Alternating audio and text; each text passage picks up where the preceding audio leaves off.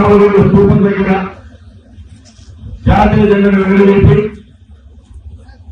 మనకు తెలంగాణ రాష్ట్రానికి స్వతంత్రం వచ్చింది, ఇదే మన నిజమైన స్వతంత్రం అనే విధంగా యావత్ తెలంగాణ రాష్ట్రంలో తెలంగాణ ఆవిర్భావ దినోత్సవం జరుపుకుంటా ఉన్నాం. దాంట్లో భాగంగానే అచ్చంపేట నియోజకవర్గంలో అచ్చంపేట నియోజకవర్గ హెడ్ క్వార్టర్ అయినటువంటి అచ్చంపేటలో ఎక్కడైతే ఉద్యమకారులు తెలంగాణ ఉద్యమకారులు ఉద్యమం చేశారు, అదే స్థానంలో గల ఈ తెలంగాణ ఉద్యమకారుల ఆత్మీయ సన్మాన కార్యక్రమానికి కార్యక్రమం ఏర్పాటు చేసుకున్నాం. దానికి అధ్యక్షులు వచ్చినటువంటి కాసిన యాదవ్ గారు, అదేవిధంగా మరి తెలంగాణ 2001 నుండి పనిచేసినటువంటి వాళ్ళు చాలా మంది ఉన్నారు.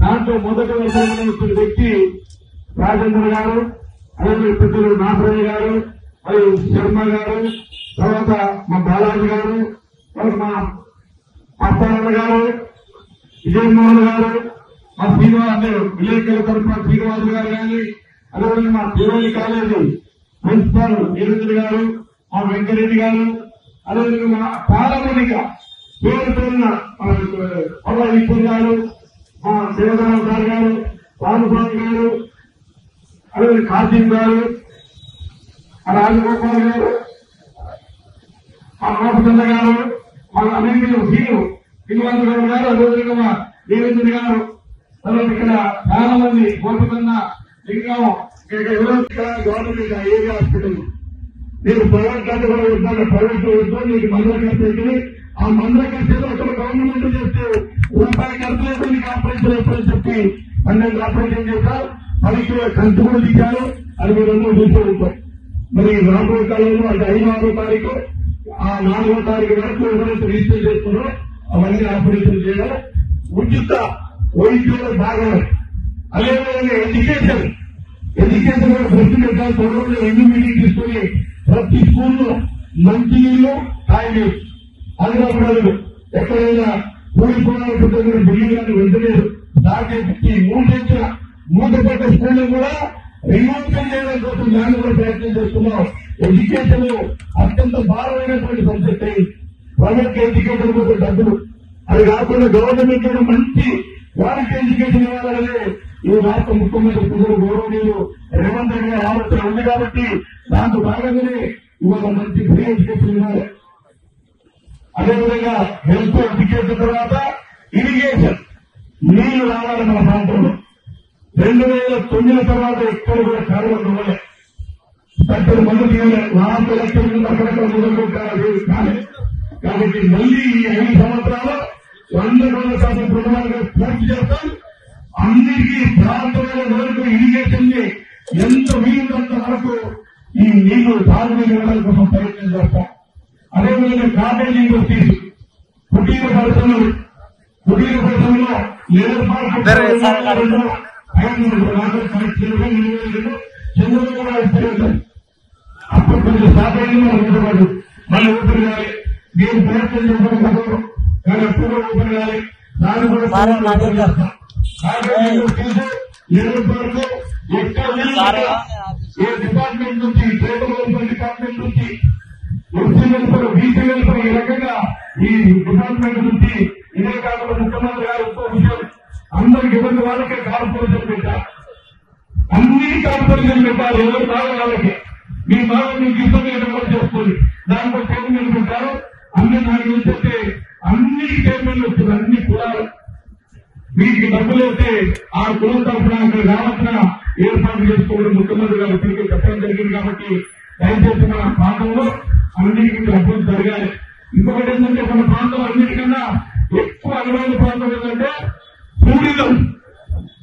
నల్లమల్లలో లింగనాథ స్వామి 23 ఎంపీలు తీసుకుపోయారు. త్వరలోనే ఈ రాష్ట్ర మంత్రివర్యులు ఎక్సైజ్ టూరిజం మంత్రివర్యులు కృష్ణరావు గారితో మాట్లాడారు. 1 వారం 10 రోజుల్లో నల్లమల్లలో 2 రోజుల పర్యటన పెట్టారు. 2 రోజుల పర్యటన పెట్టి అన్ని కూడా తిరిగి ఎక్కడెక్కడైతే టూరిజం అనుకూలమైన ప్రాంతాలను ఎంపిక చేసి వాటన్నిటి కూడా టూరిజం హక్కు టూరిజం చేయాలని ఆలోచన ఉంది. ఆ దిశలోనే పనిచేసుకోవడం మనం వేసుకుంటూ వాళ్ళ దగ్గర సరైన రూపాయలు కదిలివేలు అక్రమంగా అంతర్గంగా మళ్ళీ తీసుకుని ఎవరిని చెప్పుకుంటుంది చాలా బ్యూటిఫుల్ కేసెస్ ఉన్నాయి. చూసుకుంటే ఇవన్నీ కూడా మంచి పూర్ణ వర్గమైన అవకాశం ఉంది కాబట్టి దాని మీద కూడా దృష్టి పెట్టాం. దయచేసి ఇవాళ కొంతమంది అన్నమాట విలువలేదన్నప్పుడు కూడా ఎవరైతే మీరు నిలిచిపోయినటువంటి వాళ్ళు కూడా చెప్పండి లీచులు ఆపేయండి, వాళ్ళందరూ కూడా సన్మానం చేస్తాం.